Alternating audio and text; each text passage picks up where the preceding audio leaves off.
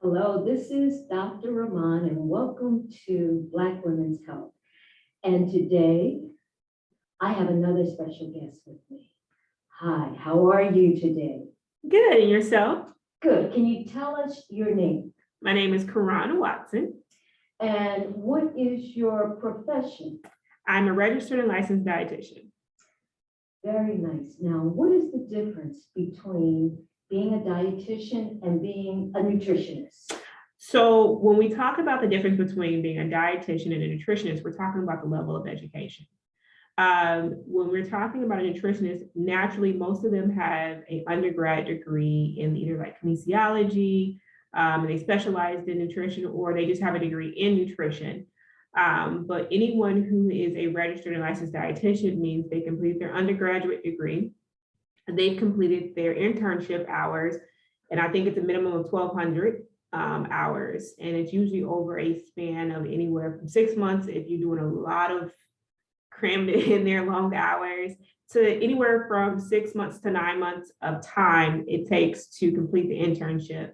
And once you complete the internship, you have to go sit for a national test, and that's through the Commission on Registration of Dietetics, the CDR.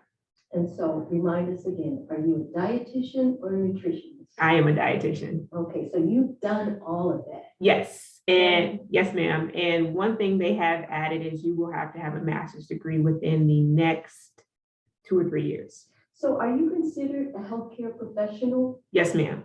in the same league as a doctor, nurse practitioner, physician assistant? Yes, ma'am. We can get credentialed through the insurance companies just like a doctor can, and the insurance will pay to see for you guys to see us. All right, give us a little background. How did you get into this field?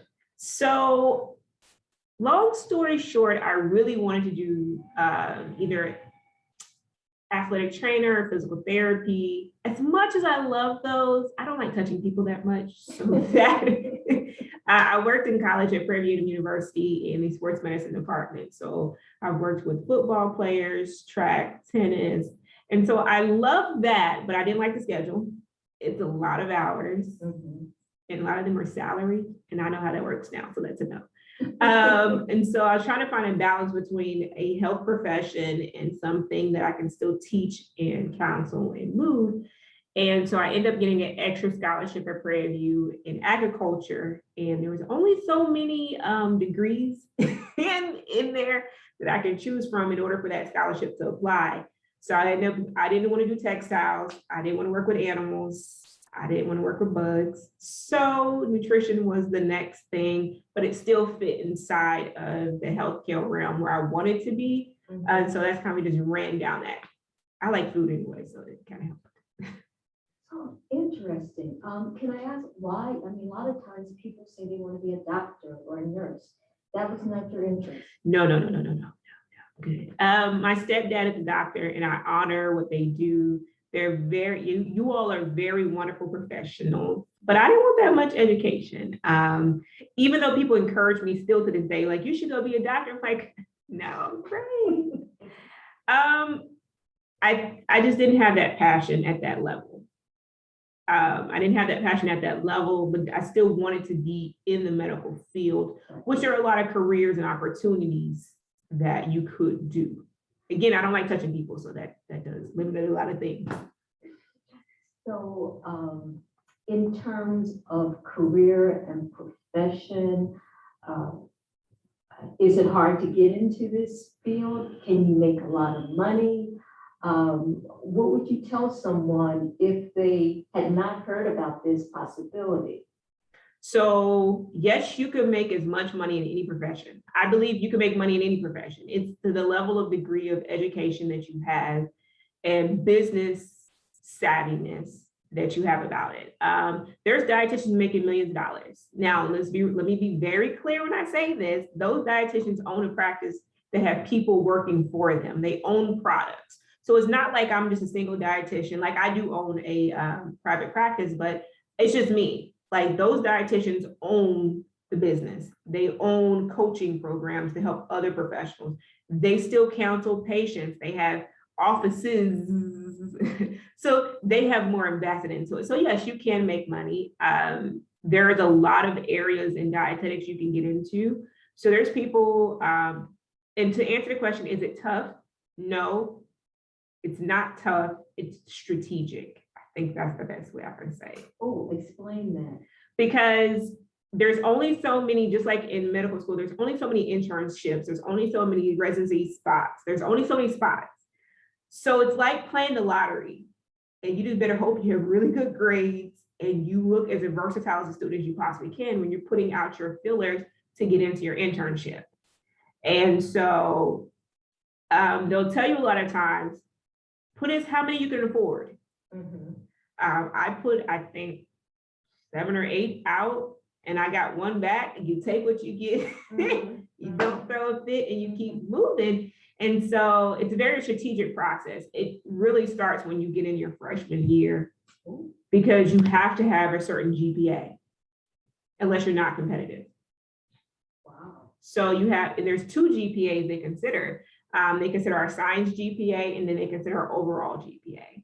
So, and just to put it in perspective, we are very science latent. I took classes with pre-med students. I took classes with chemical engineering students. So we take inorganic 1 and 2, organic 1 and 2, biochemistry, anatomy and physiology 1 and 2. But we take the same one the nurses take. And so, and some of us take a couple other classes depending on what we are specializing in. But that pretty much, you are short. At my university, we were short 1 class of a chemistry minor. And I said, I'm great. I've taken a chemistry class to save a lot of time. So it is very intensive. And I think a lot of times when people think about what we do, they just think food. Yes. Tell people what to eat. I wish that's the easy part. That is the easy part. So when I say strategic, I mean really in the scheme of things, you have to be on point. You walk in from your freshman classes to your senior classes, and you're applying for that internship, you're pretty much putting together that resume. You still have to volunteer. They want to see that you're not just a student. They want to see that you're active on campus and that you're active in your community. And so it takes a lot to from the start to finish to get to the internship. Now, once you get to the internship, it's just do what they tell you to do, and you study, roll through, so that you can sit for your boards. All right, so now you really need to clarify something, because you said something that I said yes to. When we think of dietitian, we think of food. Yes. And you said that's really not all of what we do. No. So just like, and I think sometimes people don't see us as medical professionals because they think of just food, but we are very latent, we are very inundated, should I say, in the biochemistry, the chemistry of it, for my science people, the TCA cycle, the Krebs cycle, like all of that goes into what we do. There are dietitians, like I said, in a lot of different areas.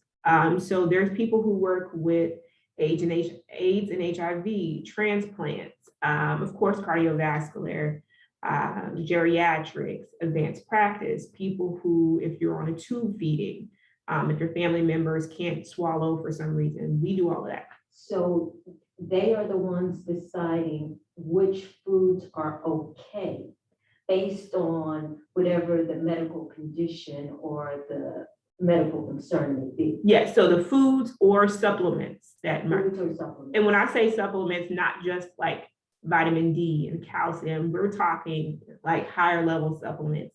So say if you have a wound, a lot of our diabetic patients have wounds. We're using not just a high quality protein powder, but we're using specialized individual proteins themselves in conjunction with those protein powders and medications and vascular surgeons to get you back to healing and things like that. So it's yeah, the food portion, like I said, is the easy part. So it's getting through the lab work, getting through reading all of the notes from all the other doctors, seeing what their care plan is, and then taking the national standard for whatever the disease is and trying to marrying it all together with a person. Give me an idea of what your day is like. So on a typical day, I have an 8 or 30. I have a 9 to 5. So I see patients in a public health setting. So I see patients of all caliber. Most of my patients, though, have some type of cardiovascular diabetes, renal disease. I do have patients that have allergies, but I don't do a large amount of allergy-based patients. So when I say allergies, people who are lactose intolerant, all the way up to Crohn's or celiac and things like that. So I see pretty much whatever walks in the door, from anybody from 1 or 2 months to 99 plus. 1 to 2 months? So yeah, if sometimes we'll work, 1 or 2 months, if it's more of the parents are just having issues. Like, and when I say issues, it's not like failure to thrive, like the baby's not doing well. It might be improper use of formula. So we might show them how to mix a formula. Sometimes, depending on the doctor, parents start putting things in bottles, things shouldn't be. FYI, the only thing that goes in bottles are milk. So, things like that. It sometimes is just more clarification for the parent, making sure, like, if the baby needs vitamin D drops, making sure you're giving it to them, especially breastfed babies get vitamin D drops. So there's like small things like that. Most of the time I come in at like around 6 months. And that might be for a baby whose weight's kind of lagging, but their height's on track. Or they too big. The numbers on the scale start looking a little wonky. So at that point, I'm like, okay, Mom, what are you feeding them? What have you added to the milk? Because it's just this. Now we do have some breastfed babies that just stay healthy. And then we have other parents that they making all kinds of concoctions and say, when at that age, you keep it simple, 1 food at a time. So a lot of times it's just clarification and trying to helping at that age. So predominantly, do you see one type of patient, diabetic versus renal versus obese? I mean, is there one group that tends to predominate your practice? All of those together. One person that's diabetic? All of it. All of it. All of it. That, and we would, if we were to look at our practice on my day job, what I normally will see, diabetes, renal disease. We do have patients on dialysis, but a lot of times they are switched over to the dialysis centers, and at that point, the center does that. The PCPs we do still incorporate, but they don't usually see meat. Cardiovascular disease of the gamut.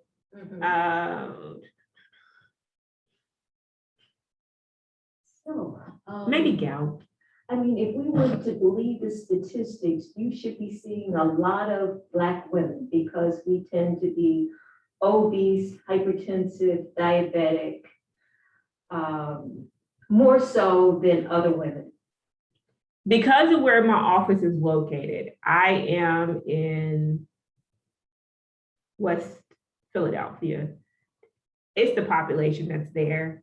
So it's mostly brown and Black people that I see regardless. Now, if I was in a different facility, it might look different because different parts of the city have whole different populations.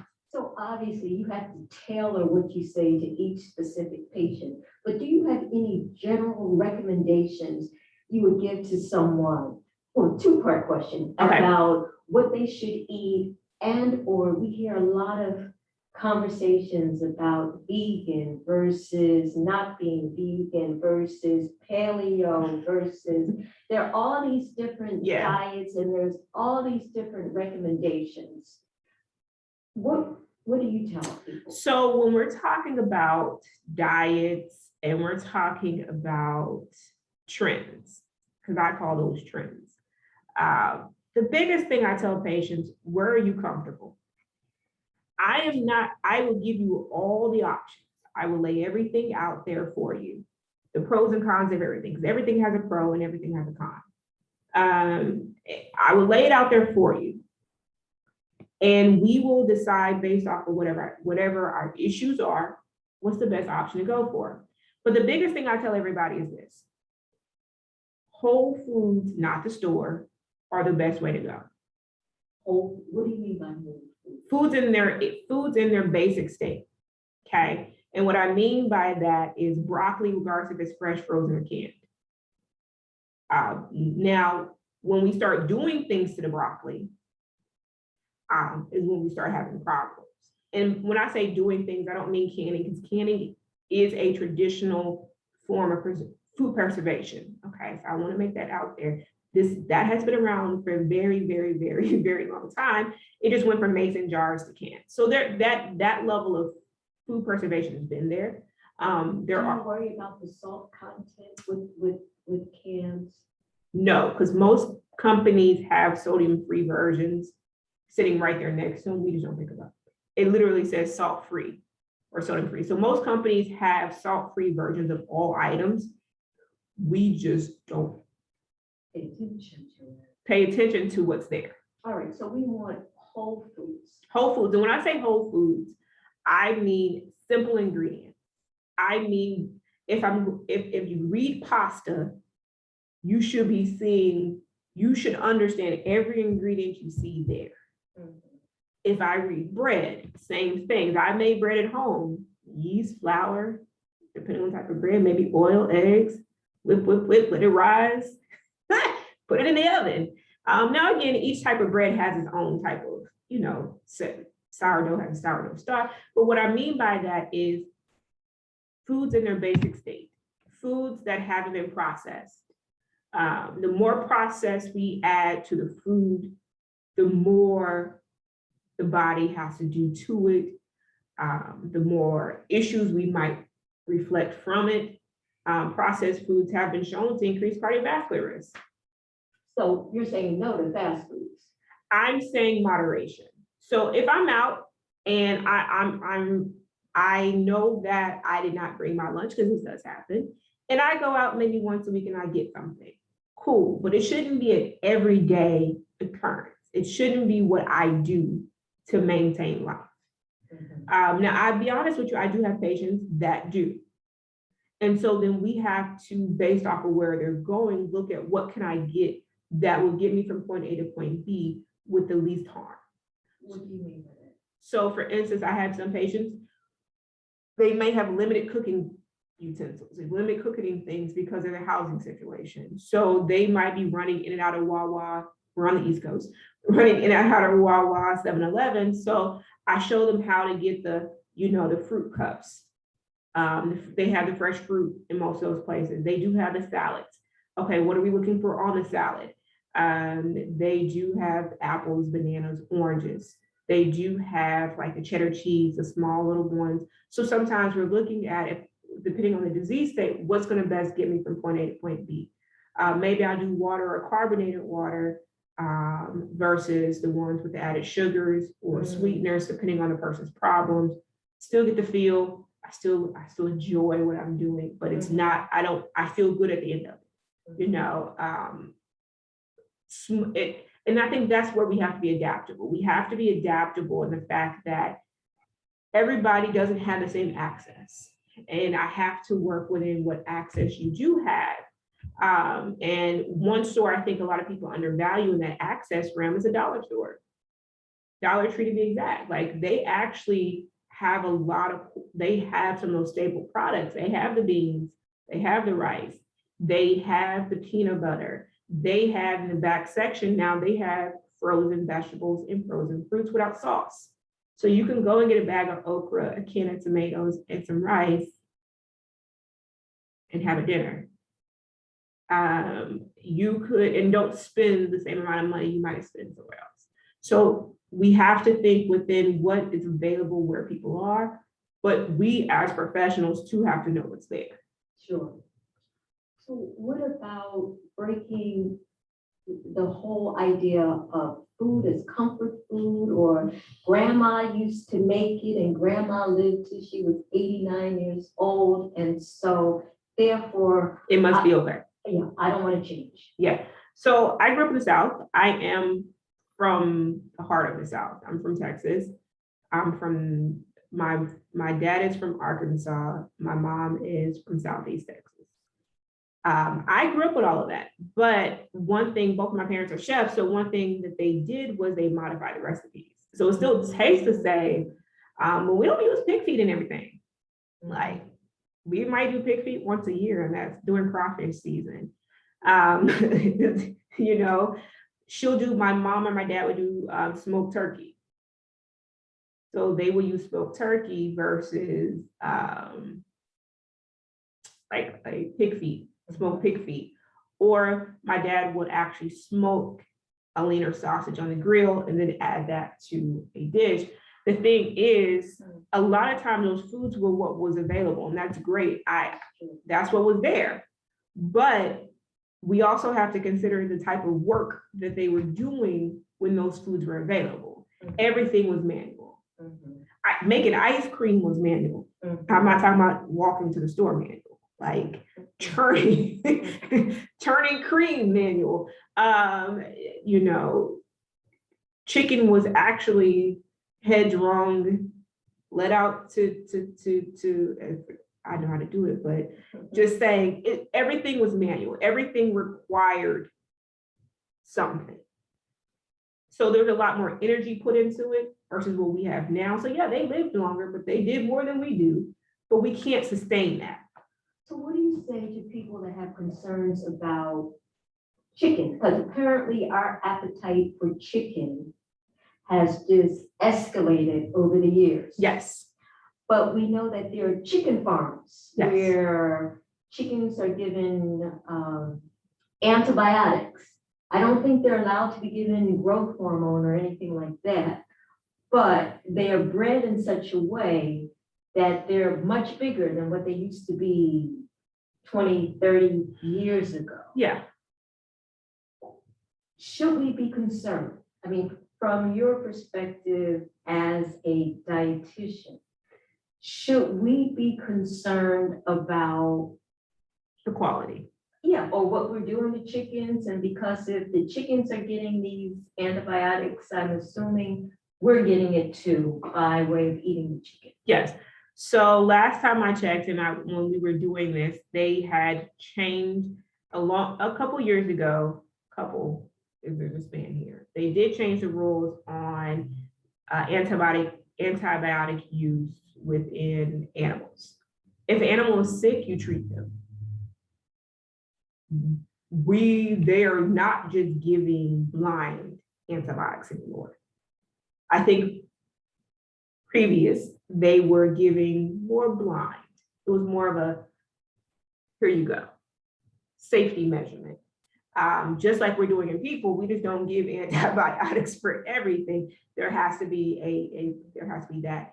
And so I think that's something to be mindful of. Another thing we have to be mindful here in the US, and I think Europe has done an amazing job with this, is we have to demand quality of regulation. If you compare ketchup from the same company in Europe to ketchup here in the US, you'll be surprised at the ingredients. EU has, including England, but all of them together have banned a lot of ingredients that you cannot use. There are certain standards that aren't not necessarily as high in the US, but they're not as equivalent. There's a lot of things that you just can't do there. And the quality of food is different there. Now, again, we do have, let's be clear, we do have fast food everywhere. That's not what we're talking about. We're talking about standard of what's being presented. So a lot of that is comparable to our over the pond friends. It's a lot different. So you think we should be concerned about our food, and specifically the whole idea of genetically modified? Okay, so because I did go to I was in an agriculturally based program.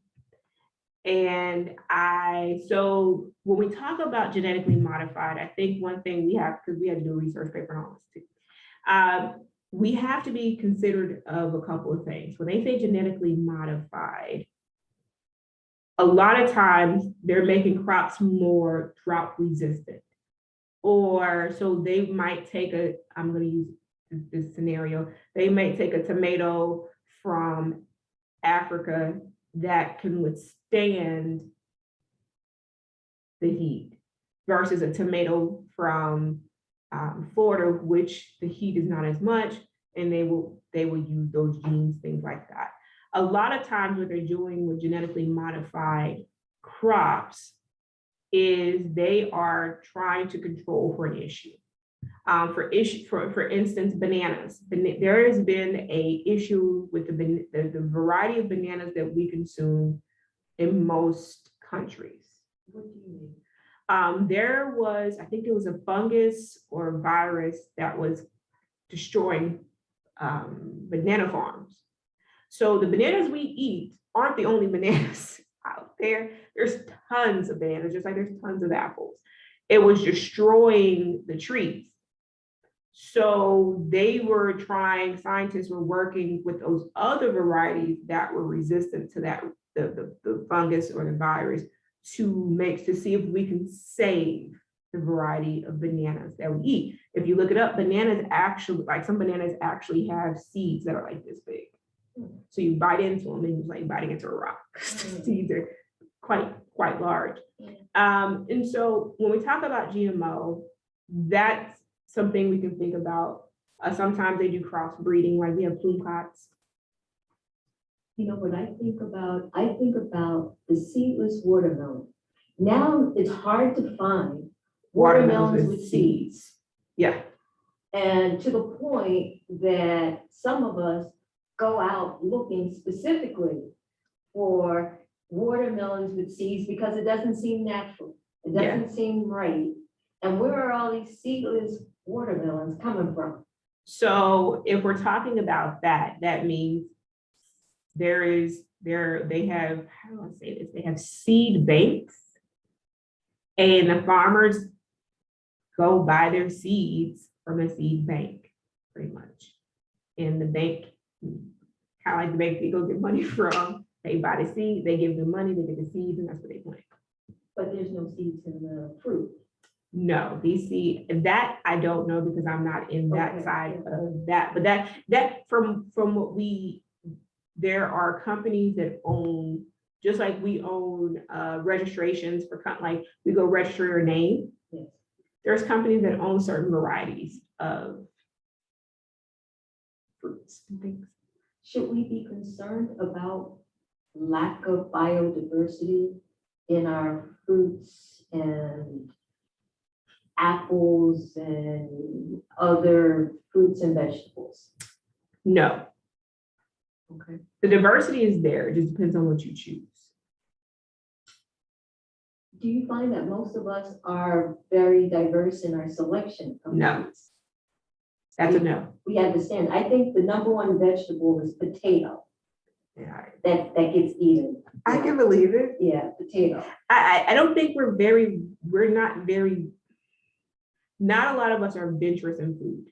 I grew up with parents, like I said, who are both in the food industry, have owned catering company, catered large events. And so we try a lot, we eat a lot. And what you'll find is outside of the US, you go to a market, whether that's in Italy, whether that's in Kenya, and you will see the diversity of food, types of avocados to yams, sweet potatoes. They are two different things. They are not the same. Okay. Okay, stop the press. What's the difference? So yams have a rougher texture. The outside looks like looks like tree bark. Sweet potatoes are smooth. It's more like smooth. But they're essentially interchangeable.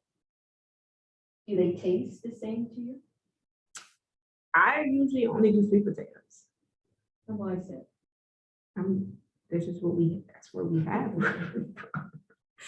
We usually do sweet potatoes. We're more sweet potatoes than actual yams.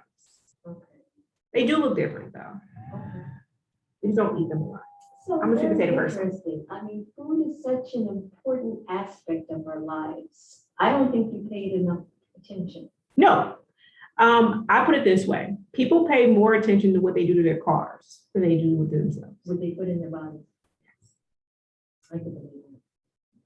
So back to, I touched on it briefly, in terms of paleo versus vegan versus vegetarian versus, I mean, there are all sorts of things. Intermittent fasting. Do you have any thoughts about any of this, or is it all just a trend? I would say vegan, vegetarian, and then you have those who are pescatarian, Yes. and then those who eat meat. Those would be, to me, your four bases.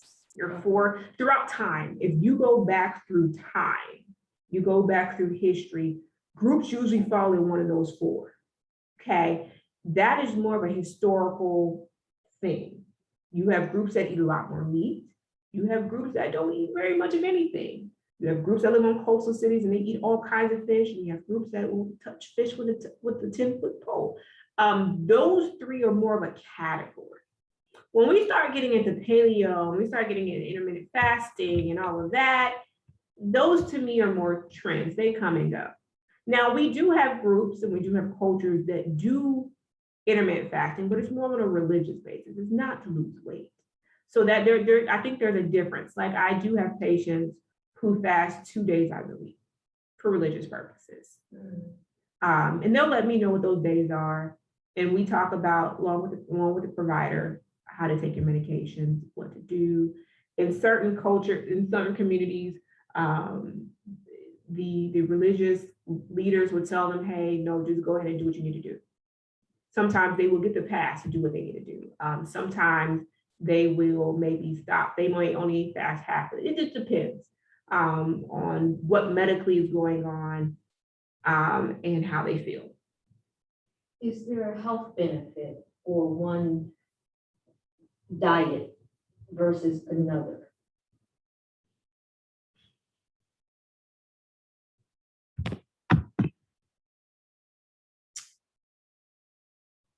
There has been research done that a plant-based diet has the ability to help with managing a lot of our chronic conditions.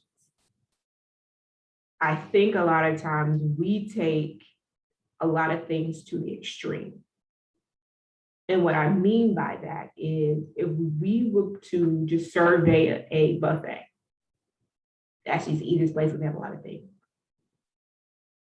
If we were to survey a buffet, you will find more people go for starches and meats versus vegetables.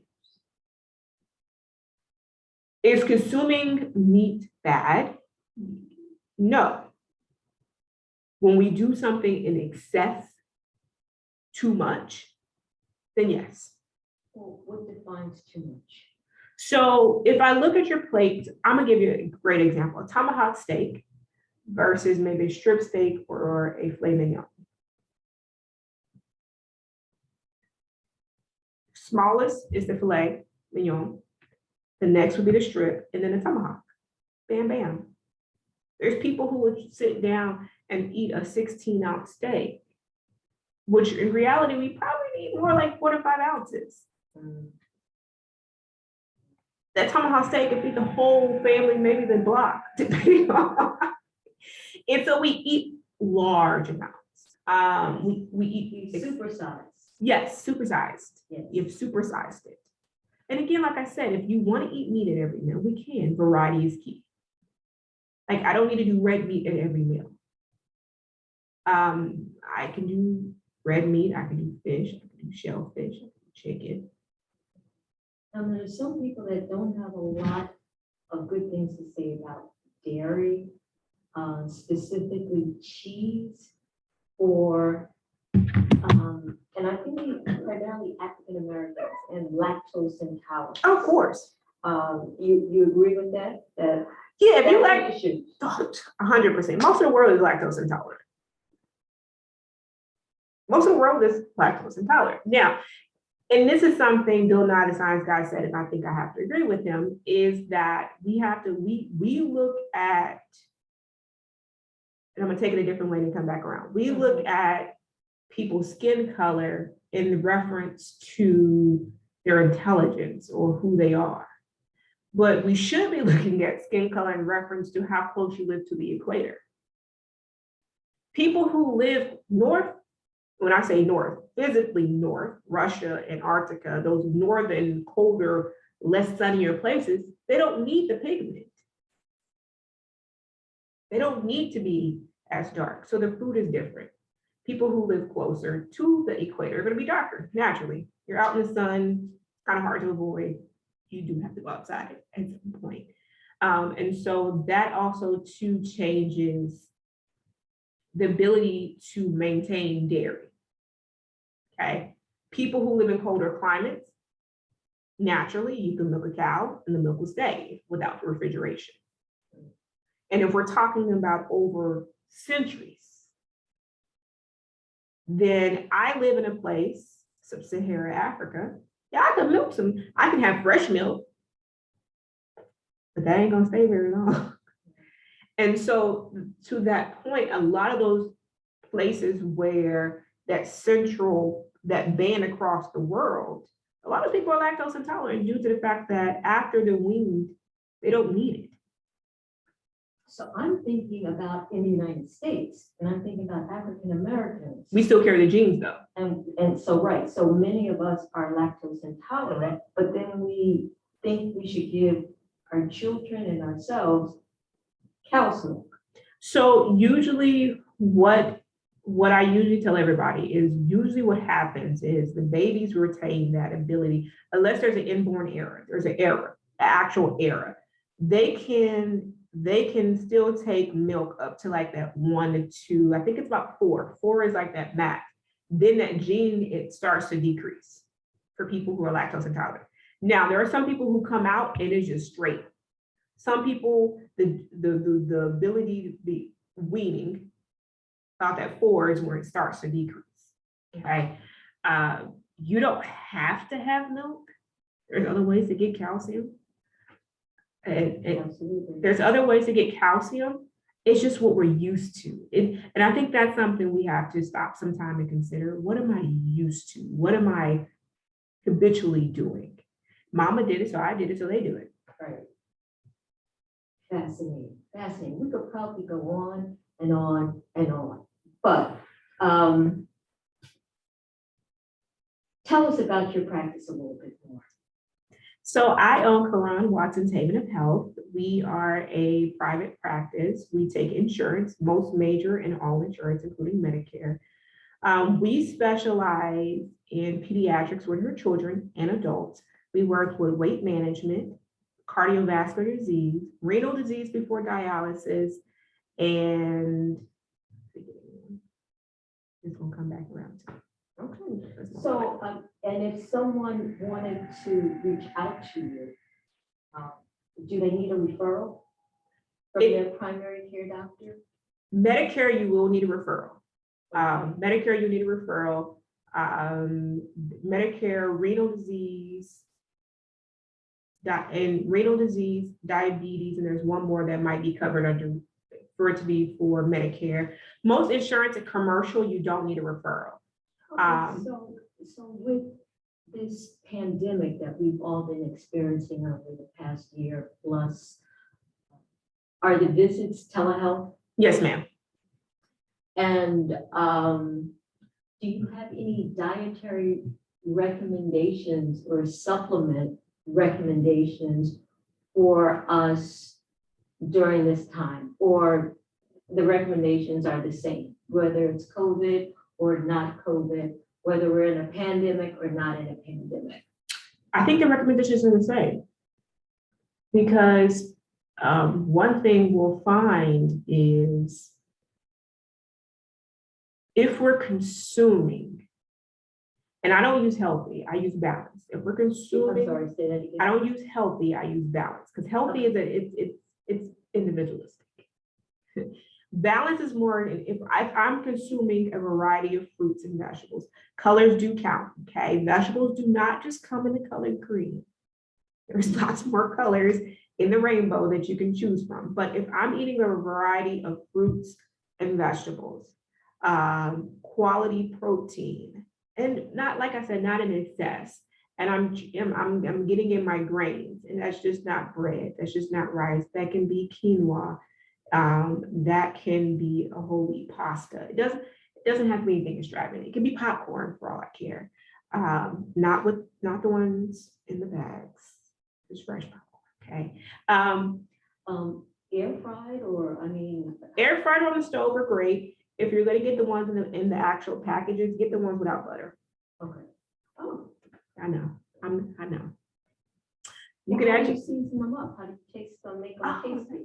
So usually you can add, I usually would use like olive oil or an avocado oil, and toss them in with whatever season. So Parmesan if I want that. I grew up in Texas, so I like some spice in there. So I use some of my Mexican seasonings on mine. I like a little kick. But you can use Parmesan. You can like the That sounds tasty. Yes, no. I don't want you not to enjoy. That's not what we're saying. But if we're going to do it in a way that you can enjoy it and not feel guilty about it when you go back to the doctor and they run the lab work.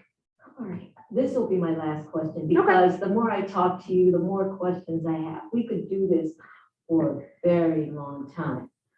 But I run across people who, I think especially now, because of the pandemic, are going online and they're Googling things and they're taking elderberry and sea moss and X variety of supplements. Yes.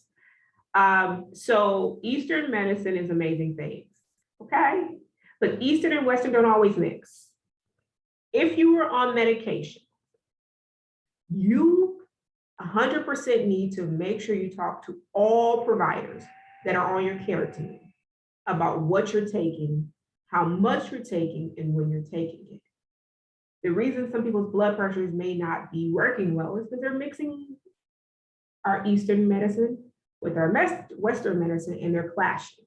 It's all medicine. Let me make this clear. Whether it's St. John's wort, it is elderberry, it is vitamin A, it is vitamin D, it is B12, it is iron. Those things interact with medications, they interact with each other. It is very important that we disclose to our providers, especially those on medications, what you're taking, with what. I think it's euthanasia, it interferes with some hypertensive medications and some cardiovascular medications. So yeah, you might be helping with that cold, but then you go back to the doctor and they're like, what happened? We're looking at your clotting factors, we're looking at this, and you're like, we about to, it becomes an issue. So what I tell people before you take any supplement, especially my cardiovascular patients, they include hypertensive, cholesterol, people who have heart failure, things like that, and my renal patients, you have to be very careful.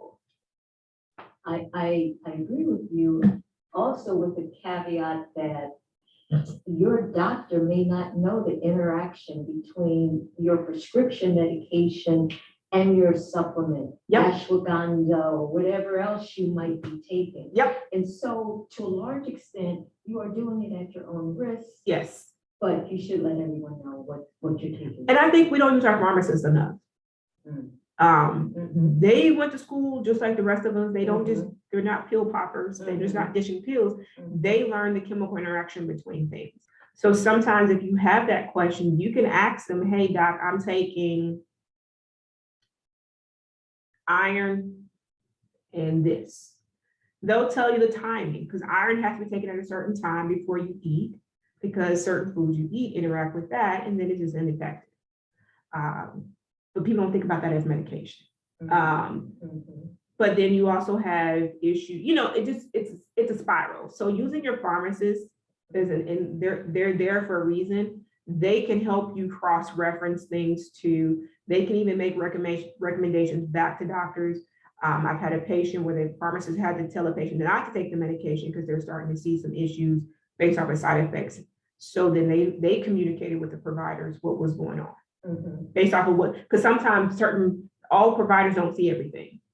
So this provider might prescribe this and that provider might prescribe that. Paperwork gets crossed, pharmacist gets it and like, you can't take both of these. So sometimes if you are on a large amount of medication, talk with your pharmacist, talk with your providers, talk with your dietitians before we decide to go take all these magical supplements. And then it might put us in a worse place than not. Good point. So to summarize, I heard you say that whole foods are the way to go. Yeah. Whole foods are the way to go. And no matter where you are, you can always start. Oh, most definitely. You can start and modify. Yes. You acknowledge the fact that all of us don't have the same resources. Nope. But we can all find solutions. Of course. Okay. And did I miss anything else? Do you have anything else to sum up what you want people to understand, either about dietitians or about yourself, or how to maintain their health through food or eating? I think the biggest thing is asking for the help. Asking for help. Asking for help. As much as we want to talk about insurance companies, if you call them and say, hey, I'm looking for a dietitian, or I'm looking for this, they'll give you a list of what's on your insurance. Just ask. You as the patient are the ship. You're driving the ship. Right. Well, when should I consider seeing a dietitian? I would say if you just got diagnosed with something, you have no clue how to manage it. Like when I say that, I just got diagnosed with diabetes. I just had a stroke. I'm just getting out of the hospital. You saw one in the hospital, but maybe I need to follow up to make sure I have everything I need. The worst thing we can do is assume I got it together in those instances. I call patients, well, I've talked to somebody. I'm like, okay. Then you go look at their A1C and it's 13. For reference, we want it at 7. So don't assume, get help, get the knowledge. If you choose to use the knowledge, that's up to you, but at least you have the keys. That's something our community suffers with. It's going to get the knowledge. Oh, she's going to tell me to eat right. No, that's not it. There's dietitians for everything, to be honest. There's dietitians for PCOS. There's dietitians who focus in just GI issues.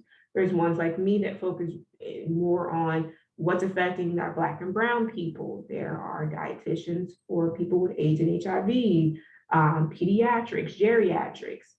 So there's a large amount of resource out here and we need to utilize it better.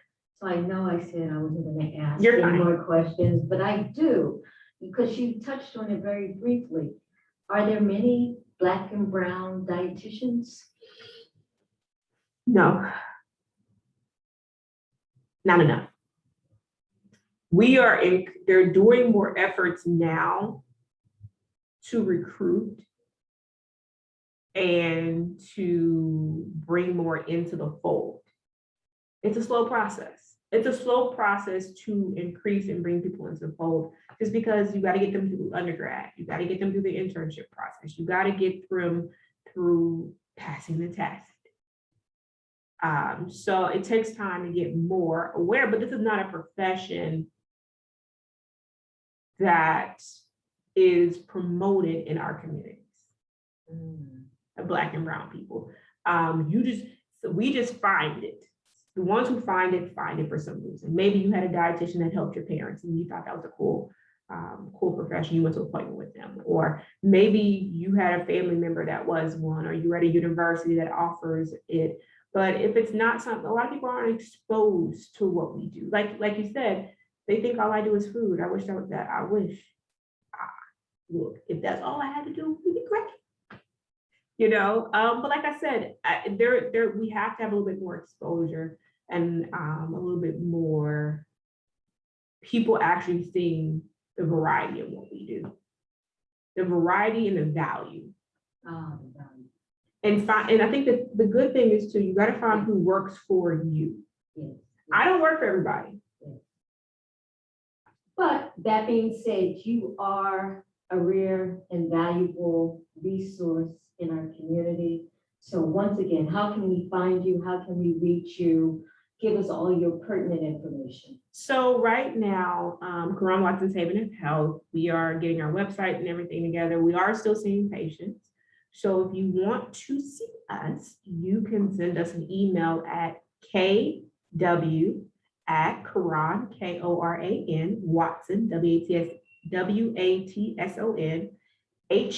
HOFH.com. Say that again. I will. It's KW at Karan, KORAN, Watson, WATSON, HOFH.com. So it's Karan Watson, havenofhealth.com. So we abbreviated Haven of Health because it's going to be long. But yeah, you can reach out to us. Like I said, we take all major insurances, and we take Medicare. Thank you. Thank you for taking the time. This was quite informative. Thank you.